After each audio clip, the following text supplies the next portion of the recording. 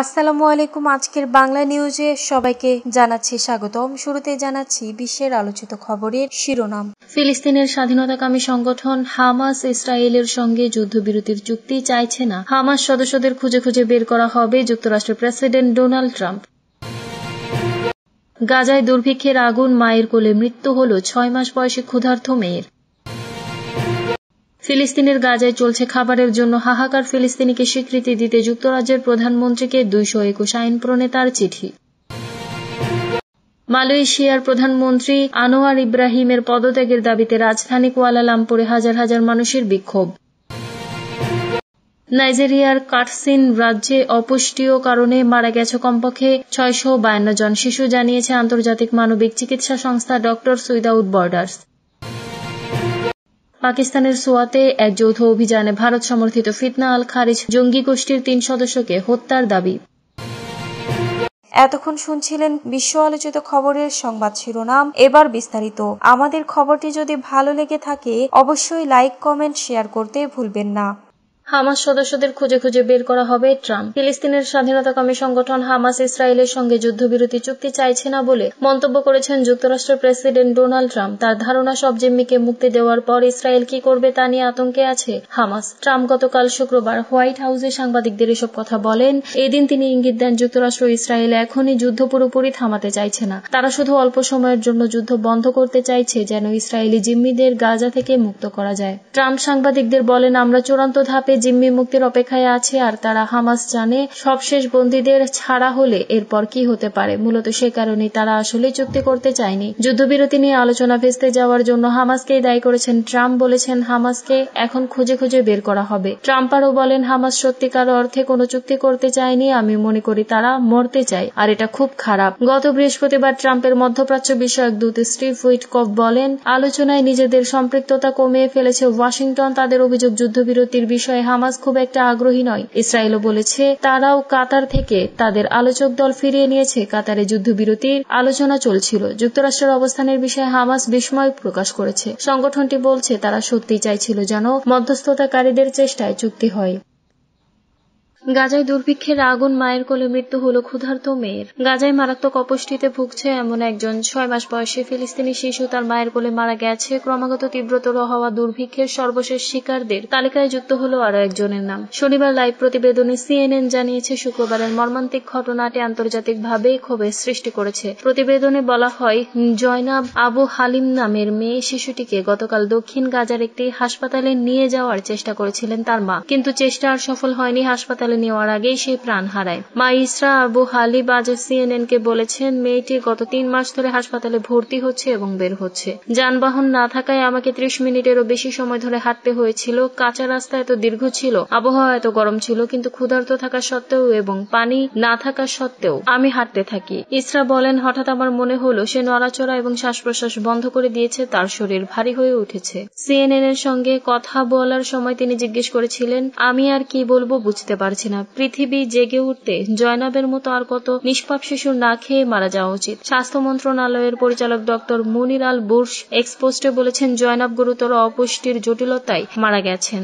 গাজায় 5 বছরেরও কম বয়সী 2,60,000-এরও বেশি শিশু অপুষ্টিতে ভুগছে। এদিকে গাজায় দুর্ভিক্ষ নিয়ে জাতিসংঘের বারবার সতর্কতার পর বিশ্ব খাদ্য কর্মসূচি বলছে অঞ্চলটিতে প্রায় 1/3 মানুষ অভুক্ত অবস্থায় দিন পার করছে। সংস্থাটি গতকাল শুক্রবার এক বিবৃতিতে বলেছে, অপুষ্টি বেড়েই চলেছে, 90,000 নারী ও শিশুর জরুরি চিকিৎসা দরকার। গাজায় চলতি সপ্তাহে অনাহারের সতর্কতা আরও জোরদার হয় যখন অপুষ্টিতে ভোগা মৃত্যুর সংখ্যা 122 জনে দাঁড়িয়েছে। ফিলিস্তিনিকে স্বীকৃতি দিতে যুক্তরাজ্যের প্রধানমন্ত্রীকে 221 আইন প্রণেতার চিঠি। ফিলিস্তিনের গাজায় চলছে খাবারের জন্য হাহাকার। ইসরায়েলের নির্বিচার হামলার মধ্যে উপত্যকাটির বাসিন্দাদের একমুঠো খাবারের জন্য ছুটে বেড়াতে হচ্ছে। গাজার মোট জনসংখ্যার 3 ভাগের প্রায় 1 ভাগ দিনের পর দিন না খেয়ে রয়েছে বলে জানিয়েছে জাতিসংঘ। এরই মধ্যে ফিলিস্তিনিকে স্বীকৃতি দিতে যুক্তরাজ্যের প্রধানমন্ত্রী কিয়ার স্টারমারকে চিঠি দিয়েছেন দেশটির 221 জন আইন প্রণেতা। গাজায় অনাহারে থাকা মানুষদের নিয়ে আজ শনিবার বিবৃতি দিয়েছে জাতিসংঘের বিশ্ব খাদ্য খাদ্য কর্মসূচি, তাতে উপত্যকাটির প্রায় 1/3 মানুষের অনাহারে থাকার তথ্য তুলে ধরা হয়েছে। বিবৃতিতে বলা হয়েছে, গাজায় অপুষ্টির শিকার মানুষের সংখ্যা বাড়ছে। উপত্যকাটিতে অপুষ্টিতে ভোগা 90,000 নারী ও শিশুর জরুরি ভিত্তিতে চিকিৎসা প্রয়োজন। গাজায় অনাহারে মারা যাওয়া মানুষের সংখ্যাও বেড়েছে। আজ উপত্যকাটির আল শিফা হাসপাতালের তথ্য অনুযায়ী আগের 24 ঘন্টায় অনাহারে আরো 5 জনের মৃত্যু হয়েছে, এর মধ্যে 2টি শিশু। একজনের বয়স মাত্র 7 দিন। এ নিয়ে 21 মাসের বেশি সময় ধরে চলা ইসরায়েলের হামলার সময় অনাহারে 120 জনের বেশি ফিলিস্তিনির মৃত্যু হল, তাদের মধ্যে শিশু 80 জনের বেশি। গাজায় বর্তমানে 17,000 শিশু তীব্র অপুষ্টিতে ভুগছে বলে আল জাজিরাকে জানিয়েছেন উপত্যকাটির মেডিকেল রিলিফের পরিচালক মোহাম্মদ আবু আফাস।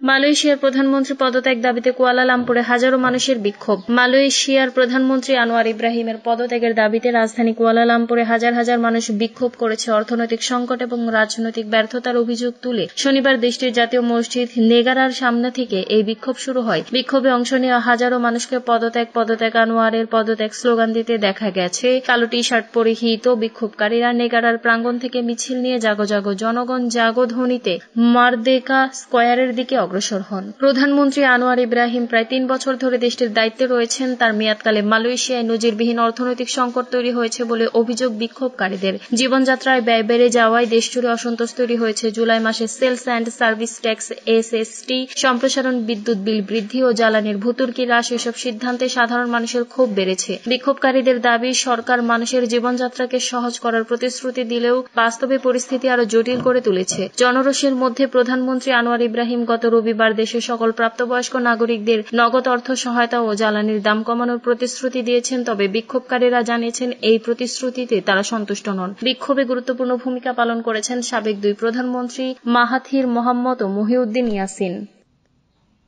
নাইজেরিয়ায় 6 মাসে অপুষ্টিতে কমপক্ষে 652 শিশু মারা গেছে।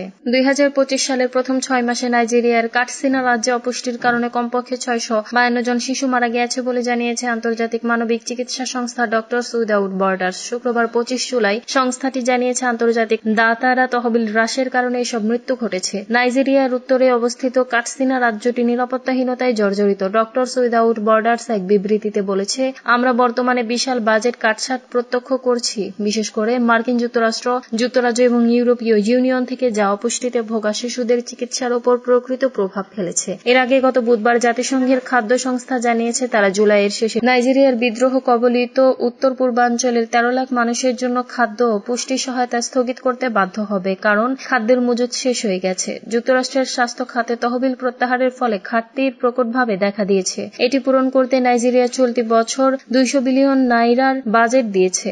ডক্টরস উইদাউট বর্ডার্স জানিয়েছে, কাটসিনায় সবচেয়ে তীব্র অপুষ্টিতে ভোগা শিশুর সংখ্যা গত বছরের একই সময়ের তুলনায় এবছর প্রায় 208% বৃদ্ধি পেয়েছে।